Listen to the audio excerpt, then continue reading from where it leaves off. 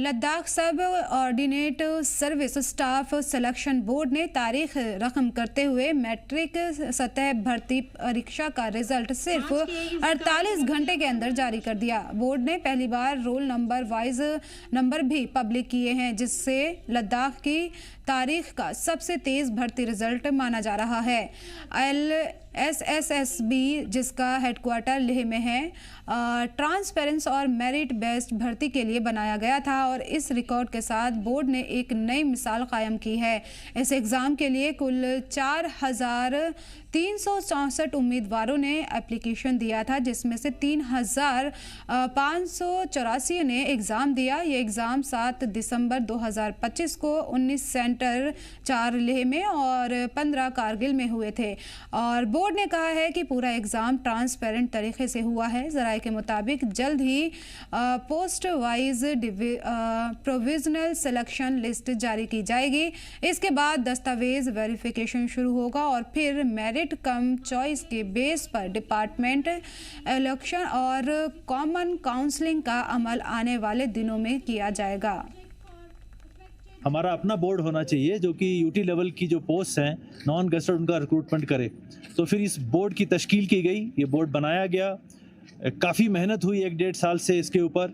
इसको सेटअप किया गया, इसके रूल्स बनाए गए, इसके फॉर्मेट बनाए गए, इसकी SOPs बनाई गई और फिर हमने जो पोस्ट जो हैं वो उसको रेफ़र की Ladakh subordinate services staff selection board को और ये इसका चेयरमैन मैं ही हूँ as a chief secretary. Samba जिले के DC ऑफिस में एक अहम प्रोग्राम किया गया, जहां LG मनोज सिन्हा पहुंचे। उन्होंने ऑपरेशन सिंदूर और सैलाब से मुतासिर बेघर लोगों के लिए रिहेबिलिटेशन के तहत HRDS इंडिया की मदद से बनाए जाने वाले 105 घरों के रिकंस्ट्रक्शन का संग बुनियाद रखा। HRDS इदारा जम्मू कश्मीर में इन घरों की तामीर करेगा।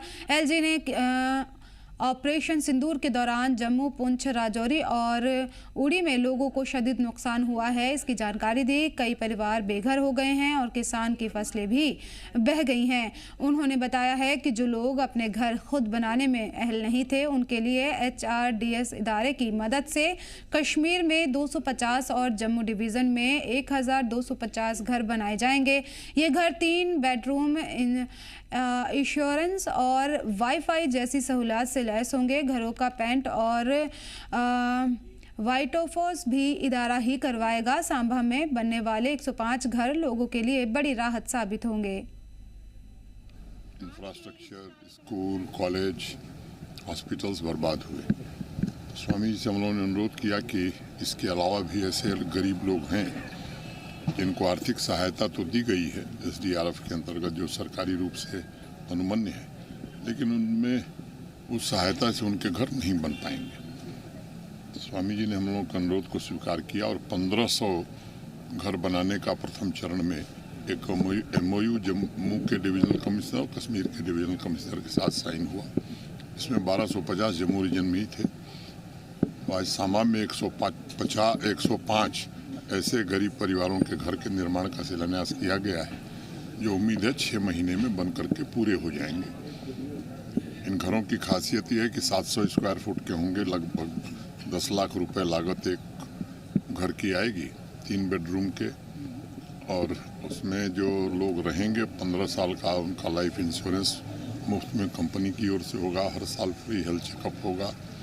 पशु रखने के लिए बाड़े का निर्माण भी कंपनी कराएगी। इंटरनेट कनेक्शन भी देगी। मैं समझता हूँ इससे इन परिवारों को बड़ा संबल मिलेगा। इसके पहले हम लोग कठुआ गए थे, वहाँ भी ऐसे ही कार्यक्रम था। अब रियासी और डोडा छोड़ करके जम्मू रीजन के सभी जिलों में जो पीड़ित परिवार थे, उनके घरों के निर्माण का काम अब प्रारंभ हो गया है।